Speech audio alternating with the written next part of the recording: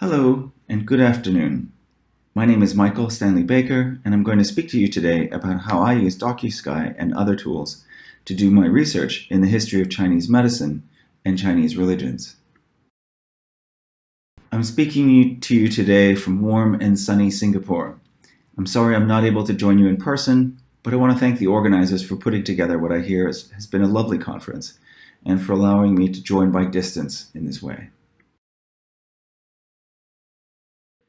My talk today will contain 5 separate sections. To begin with, I'll describe my research in plural medicine in the 6 dynasties and why it brought me to begin to use digital methods. I'll then just describe the set of tools that I use to do my research and the role that DocuSky plays in that work. I will then describe 3 different examples of working with early Chinese sources that reveal new kinds of research that can be done with digital methods that could never be attempted before.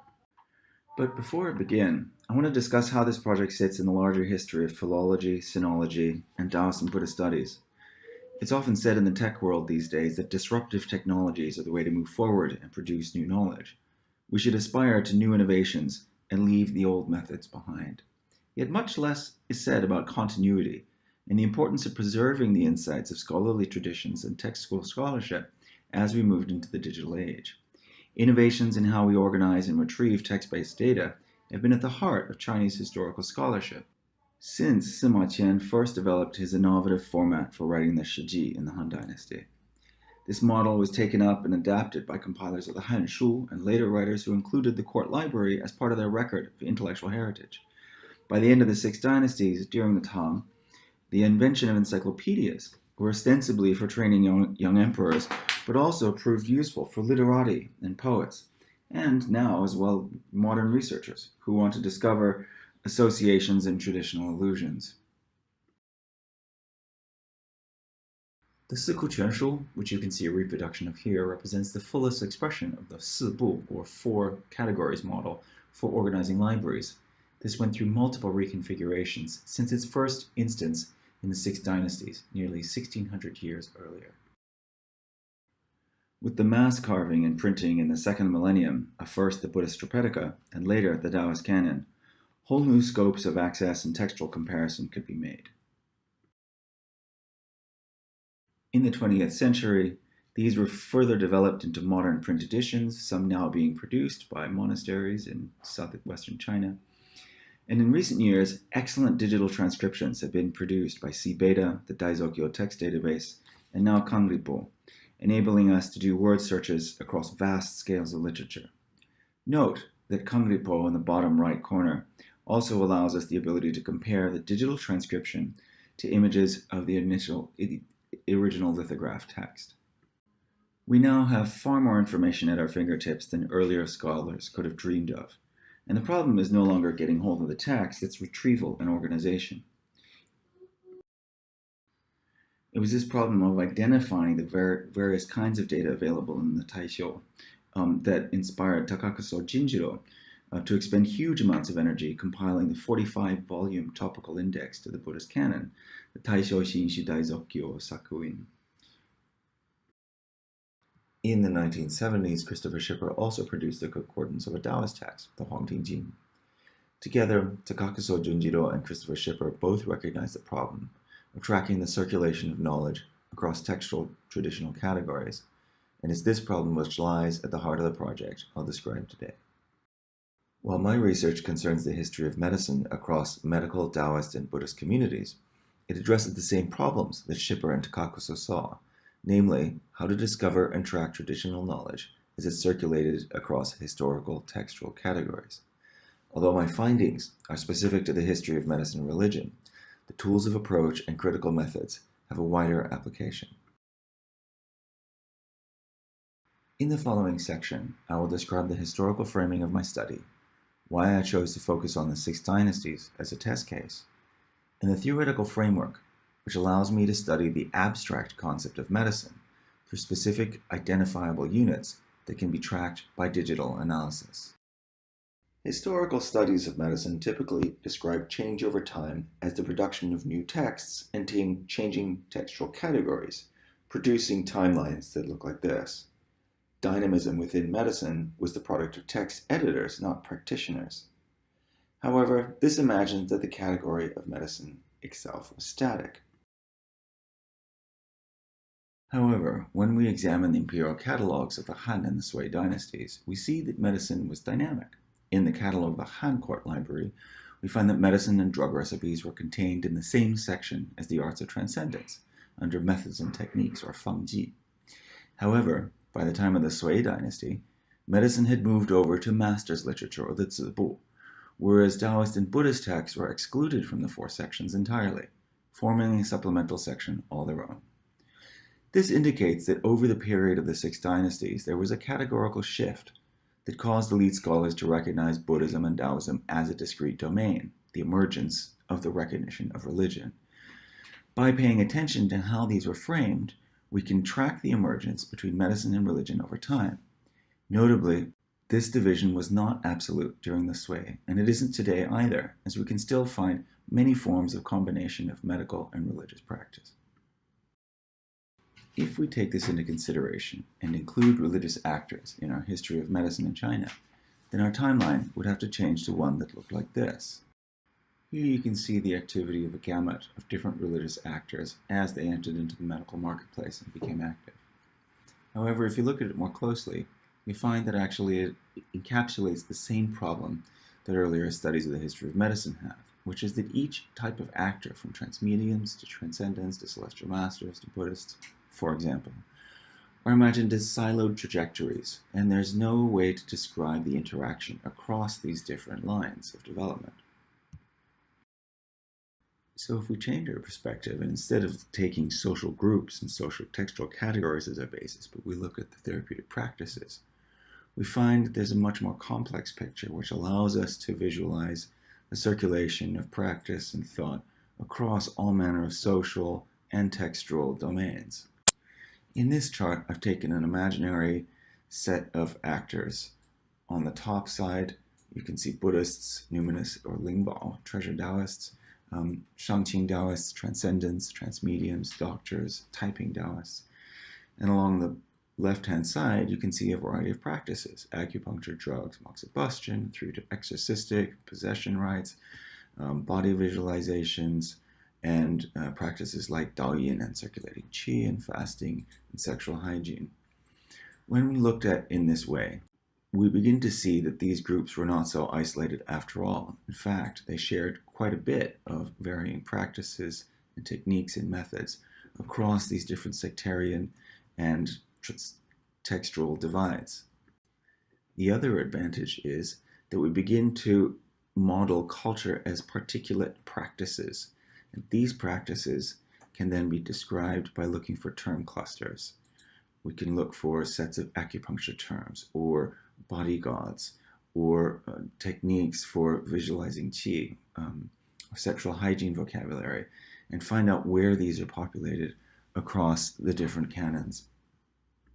For the pilot study that I undertook at the Max Planck Institute for the History of Science, I chose to focus on materia medica, because this vocabulary is easily defined and easily picked out within texts. Now I've described the framing and scope of the project, I'll go on to discuss the digital tools with which I studied it. I was lucky to work with a number of great people, from Chen Shipei at the Max Planck Institute for History of Science, to Lin de Viet and Brent Ho at Leiden and at the Max Planck, to Joey Hong at Dharma Drum Institute in Fagoshan in Taipei, and Zhang Chaoran, who helped mark up the Taoist texts, and the great team at National Taiwan University's Research Center for Digital Humanities, who you can see at the bottom. A number of scholars also contributed to the projects, providing either digitally transcribed texts or vocabulary lists, for which I'm very grateful. The problem with print catalogs and canons is that paper materials are too fixed, and the categories with which earlier catalogers produced these catalogs don't suit modern researchers' purposes. And so we needed to develop digital tools that would enable us to have the flexibility to adapt to any manner of different categories. For example, my notion of medicine, which includes incantation and drugs and visualization and bodyguards wouldn't necessarily be suitable for another researcher who may want to adapt a different set of criteria. Conversely, current databases only allow you to input 1 or 2 or 3 terms, and then they produce lists of hundreds of search results which are unreadable by humans. How many times have we input a single search term to then be told that there are 4,300 results through which a human reader cannot possibly sort through? This points to the needs for situated search results, which narrow our searches down and give researchers the flexibility to organize them according to their own research purposes. I want to be able to search for large sets of practice vocabulary, in this case, a list that I've developed of 11,000 names for materia medica, and I want to analyze them according to philological criteria, the time and location where the texts were produced, the sectarian affiliation of the authors, and the intellectual genres within which they produced them. The basic research exercise is to learn how to situate repertoires of practice. The driving question is, how was healing knowledge and practice organized? We use digital methods to sort through the canon to identify who knew what, when, and where, leaving the road open for historical analysis using humanistic methods to answer the question why and how. For the 2017 pilot study, I chose to examine the distribution of drug knowledge in the 6 dynasties across surviving Taoist, Buddhist, and medical texts from the period. For Taoist texts and Buddhist texts, I had about roughly 800 and 900 chapters from each canon, which exist in excellent quality transcribed editions on the Kanseki repository or Kangripo, as well as in CBeta. These have excellent metadata, and the medical texts I sourced from a variety of locations and counted up to about 114 juan of existing surviving medical literature. As for the metadata, we're lucky in that roughly a third of the texts in the Buddhist canon have clearly defined sites of production, which have been mapped out onto GIS tables by Dharma Drum. And I have just recently completed at Nanyang Technological University a similar GIS database for the entirety of the Taoist canon.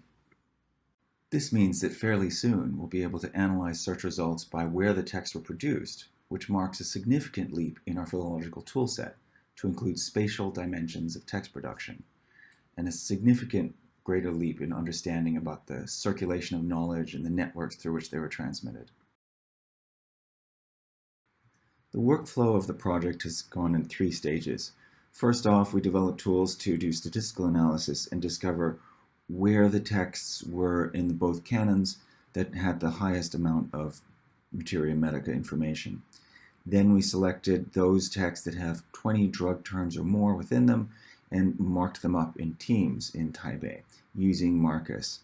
And now we're working through those, cleaning up that data, and we're able to visualize the GIS locations that are associated with those drugs according to historical name databases. And we're able to do further analysis such as textual proximity, genre differentiation, which I'm going to go on to discuss today. DocuSky does not rely on the complex methods of syntactic parsing or topic modeling, whereas parsing requires linguistic analysis of sentence structures, a field still under research for literary Chinese. Topic modeling uses the bag of words approach, assuming that words are related just because of their statistical co-occurrence, without understanding what any of the words actually mean. By contrast, DocuSky's approach is intuitive to humanistic scholars and retains continuity with the backbone of sinology, the philological method. Rather than putting mathematical algorithms on the driving seat, DocuSky doesn't attempt to model the topic because it assumes you, the historian, already know what you're looking for. The question is not what do the texts mean, but rather, where does the topic I'm looking for exist and how was it organized?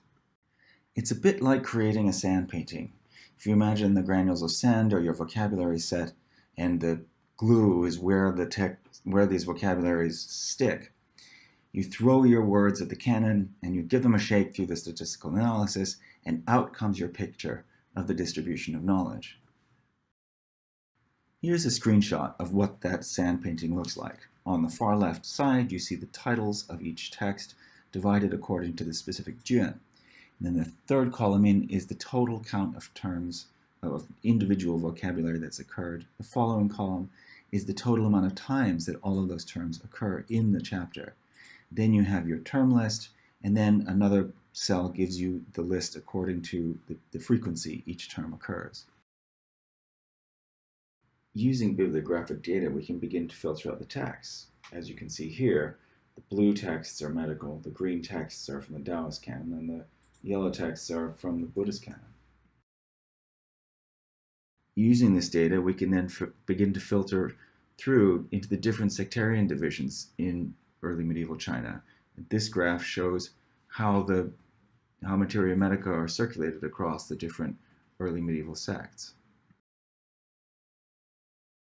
Once we've identified texts of interest that have a large amount of materia medica, we then begin to look at them at the chapter level, reading through them manually, using and confirming that automated digital population are indeed actual drug terms or not, and adding in extra annotations about what those drugs mean in that particular text. This data can then be outputted as Excel tables. Furthermore, Marcus grants us the ability to pull in GIS codes from the historical place name databases such as Harvard's CHGIS, as well as Fa Guoshan's digital name authority database. For this exercise, we compared those two databases with an existing materia medica geography dictionary that was just recently published.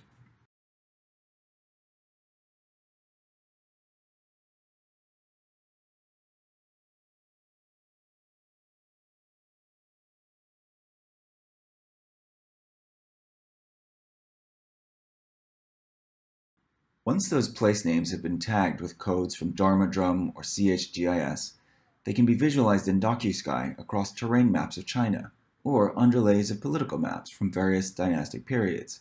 This map shows the northern and southern kingdoms at 497, just around the time the Bencao Jing Jizhu was compiled.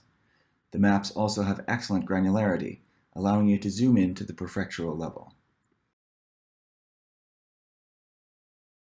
Now that I've given you an overview of the tools and some of the methods, I'm going to talk about 3 historical research cases, and the first will be to discuss how vocabulary proximity within the Buddhist Vinaya reveals new questions about the transmission of medicine between India and China. Recall the data table which showed the location of materia medica names across all 3 genres of literature. By using simple filters, we can single out just the terms that appear in Buddhist texts. It turns out that the texts that have by far and away the highest number of drug terms turn up in the Vinaya, or the monastic codes. Together with National Taiwan University, we developed an easy-to-use output in DocuSky, which simply shows the drug terms in one column and the title of the text in the other. You can see in the column on the left we have the Shisonglu, or Sarvastivada, which is followed further down by the Mohasangqilu, or Mahasangika Vinaya. This table can be directly copied into Palladio, a free online service offered by Stanford. Here you can see how Palladio shows the proximity or distance between texts. The terms either cluster around the darker gray dots, which are the titles, indicating they are unique to that text, or they are linked between 2 or more texts by thin gray lines, indicating that they are shared across them. In this way, we can get a very quick comparison of the vocabulary sets in ways that are impossible for pen and paper scholarship. This example shows the 5 texts of the Vinaya on the lower left, which were translated in the 5th century, compared to the Zhou Hou Fang, a Chinese recipe text by Go Hong, which he compiled in the early 4th century. Only a few paltry terms are shared across these 2 genres, showing the great distance between Buddhist and Chinese medicine at the time. This example compares the Vinaya to the late 6th century Bencao Jing Jizhu compiled by Tao Hongjing. And as you can see, very few drugs are shared across the 2, indicating that Buddhism and Chinese medicine have not come very close in that time.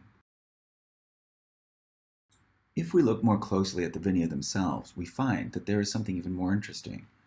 Now recall that they are ostensibly records of the Buddha's command to his disciples that were later recorded by different monastic communities as they spread across different regions of India. This map is hypothetical, and the history of the Vinaya is too complex to describe here. But on the face of it, one would imagine that the different vinaya should demonstrate some form of continuity. However, when we look at the term distribution across the 5 works, we see that the terms show the exact opposite. The clusters around individual texts are much larger than any of the clusters of shared terms, showing that the texts demonstrate a higher degree of uniqueness to one another. This poses an interesting historical problem. On the one hand, it could be that different 5th century translations adopted different vocabulary for rendering common material into Chinese. If the medical translations demonstrate a higher degree of uniqueness than other terms of Buddhist practice do, it would seem to indicate that medical knowledge circulated less commonly across communities, and may tell us something about the transmission of medical knowledge among monks in China. On the other hand, it's possible that the different vinaya themselves contain traces of different regional material practices back in India, from where the vinaya were composed, and can give us an insight into the early history of Indian medicine via a 5th century Chinese translation. In the next section, I'll discuss how we can use these tools to navigate the Taoist canon and use them to make new contextualized discoveries. I've written an entirely new set of metadata for the digital Taoist canon, which uses the category divisions and periodizations of Christopher Schipper's Daozang Tongkao to filter the texts. I've included detailed biographical data on authors, editors, publishers, and other kinds of hands who produce the texts, which is drawn both from Schipper and from Kangripo. In addition, I've augmented these with GIS data for all known sites of production or editing of the texts, so at last we can begin to search the canon geographically. Using Schipper's categories, we can now divide up the 6 dynasties Taoist text by volume. For example, by counting the proportion of juan that survive in the canon, we can get an approximate picture of the different volumes of production or preservation of the different text categories, as you see here. We can also get a sense for which sects were producing the most medical literature. This chart shows all juan which contain 20 or more drug terms.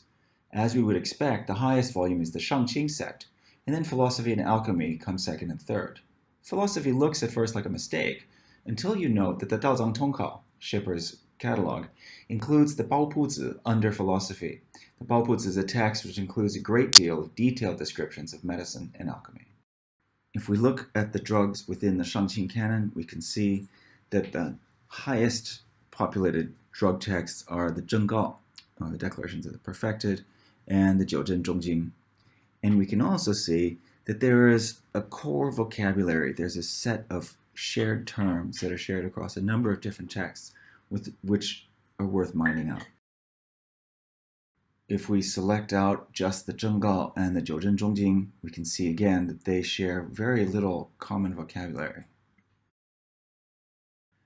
Now, say I wanted to investigate a little more into the Jiuzhen Zhongjing, I can then load the text into Marcus and throw the entirety of my 11,000 terms at the text, and Marcus will automatically populate where all of the drug vocabulary turns up, allowing me to scan very quickly through to where the drug action is. It turns out that this method is actually philologically viable. Now, I'm not doing violence to the text because what I find is that at the top of this cluster of terms, there is in fact a recipe title, indicating that the authors or compilers of this text themselves were pasting together different earlier sources. Here, it's the Shendan Fangjing. A quick scan through reveals that these are all minerals, indicating that this is most likely an alchemical text, which is what you would expect from a title called the Shendan Fangjing. So I can make a mental note about that. Scanning further on into the Jiuzhen Zhongjing, I find another recipe titled the Taiyi Dasi Jinyuan Feng, which is predominantly plant drugs. Now I have more material with which I can make investigations into comparing this collection of drugs with those in other recipes elsewhere, and begin to make arguments, build arguments about genealogies of medicine within the Shangqing Wufu. But the alchemical contents of the text are intriguing, and I can take this text and compare it to others in the alchemical corpus, as identified by Schipper et al. In the Daozang Tongkao. Interestingly, we find that the Jiuzhen Zhongjing is much less unique to the alchemical corpus than it is to the Shangqing. See how the Jiuzhen Zhongjing has far fewer unique terms against the alchemical corpus, as indicated by the smaller number of characters clustered around the title. We can use this method to reconsider the cataloging in the Dazang Tongkao, but also to investigate the deeper relationships between texts and whole entire genres. In this next section, I'm going to discuss one use I found for geographic data in the Bencao Jing Jizhu, in this instance for the study of excavated literature. I'll take this moment also to reflect on the ways digital analysis does violence to primary sources, and the kinds of attention we need to give when working in the digital humanities. In 2012, workers digging a subway in the Tianhui region of Chengdu, also known as Laoguanshan, uncovered a Western Han tomb which contained among it some revolutionary medical texts on bamboo strips. This find is very significant and is reshaping the way we understand the emergence of early Chinese medicine. In advance of the workshop that I was asked to attend on the manuscript, I was given a preview of a list of drugs that were contained on the manuscript. And so I compared them to drugs that appeared in these other three texts in a roughly contemporaneous period of the Han Dynasty, broadly speaking. And here we find our first instance of philological violence. Rather than giving me a complete transcription of the text, which the excavators were not yet ready to release, I was given the list in this form, which you see on the right-hand side, categorized according to Bencao forms of organization that post-date the text by at least 600 years. Furthermore, as you can see, the herb names are all transcribed in Jianti, not in Fanti, and certainly not in the original Chujian of the original script. I then compounded this philological violence as I compared the list to drug terms appearing in the other three texts. In order to make a computer recognize them as comparable, I took high-quality digital transcriptions of those texts and deleted the characters that had no modern counterparts, but which had been transcribed into new specialized fonts. You see them circled here in red. I replaced them with their etymons, or 视读字, that is, modern reading equivalents which had been provided by modern paleographers, and you can see them behind the characters in red, enclosed in brackets. So deleting the red characters and removing the brackets. As far as I'm aware, none of the authors whose texts I used compared each other's transcriptions. We can't say that the characters I used were produced by a consensus of paleographers, but we can say that they were produced within the professional paleography community. In this slide, you can see how the four different texts compare, the degree to which they shared common drug terms, and also the degree of parity they have with the Bencao tradition. However, I took this comparison one step further. So there are a number of false equations that digitization, GIS, fluid repass, and therefore there's considerable locations of leadership aware as regards the attribution of the Bencao literature post-dates the excavated text by as much as 5 or 600 years. We cannot be sure that the same medical traditions were sustained in the same region in the same way over such a long time. Secondly, drugs were subject to frequent substitution practice. If a drug is not available in a given region, local inhabitants very often resort to substituting that drug with a local variant, even to today. Thirdly, even today there is little confidence about the direct identity between Chinese plant ethnonyms and scientific botanical entities. With these in mind, however, we can be confident about one thing, and that is the continuity of naming practices in particular regions. When a plant is identified in the Bencao as coming from a particular region, we may not be sure what the plant is, but the historical record gives us clear data that some plant from that region was given that particular name.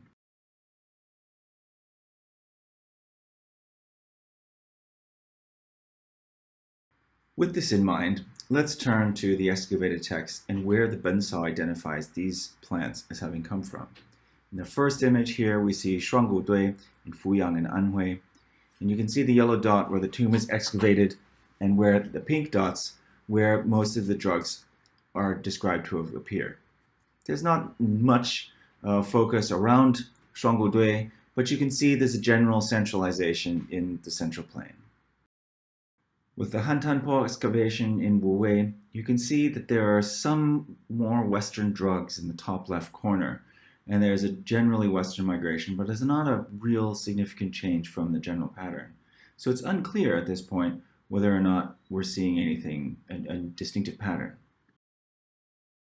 With the Mawangdui texts in Changsha, you can see there's much more clustering towards the center, but still there's nothing really terribly definitive. However, it's here with the Laoguanshan find that we find the most distinctive and very interesting evidence that although the text was excavated in southwestern China, the herbs all clearly come from the Far East and north up in the state of Qi. At the time when I was giving this paper, I got this data extracted on the morning of the workshop, and I had no idea about the other arguments that the other scholars were going to be making at the workshop. However, it turned out that every person that day, on the basis of paleography, mythography, and textual filiation, all made the same argument that the text, despite having been excavated in Chengdu, actually originated from the state of Qi. And it turns out that this botanical argument corroborates that same evidence. So, in addition to the exploratory methods that digital philology offers us through the combination of DocuSky, Marcus, and Palladio, and the fantastic databases at Faguoshan and CHGIS, we also should be aware of something called critical digital philology. The making of texts comparable may make them, for digital purposes, may standardize them, but that loses the specificity of characters and other regional characteristics of the manuscript. Similarly, while the text becomes searchable, we do have the problem of transcription errors, which constantly need to be monitored. And while we can map out these places now, this raises questions about needing much more clarity on what these places meant to the people who occupied them or circulated through them. And fourthly, well, there's this potential possibility for increasing ecological kinds of arguments. We need to have more clarity about continuity between ancient plant names and modern botanical terms, and how the degree to which we can make reliable ascriptions between the both of them. While my writing up of the researches that I've just described to you continues, and while I continue to want to use these tools for developing scholarship, I'm investigating with colleagues from the history of medicine, the building up medieval China, medical textual corpora to try out these tools and to begin to use them for other purposes. In order to begin to compare in November of 2018, we'll publish an entire composite set of the Buddhist and Taoist canons, build a link which you can use to do all manner of research all the way to the Mediterranean, any topic that you can describe with as a representative vocabulary set. It could be I invite you to join me legal terms, either in East Asian or religion,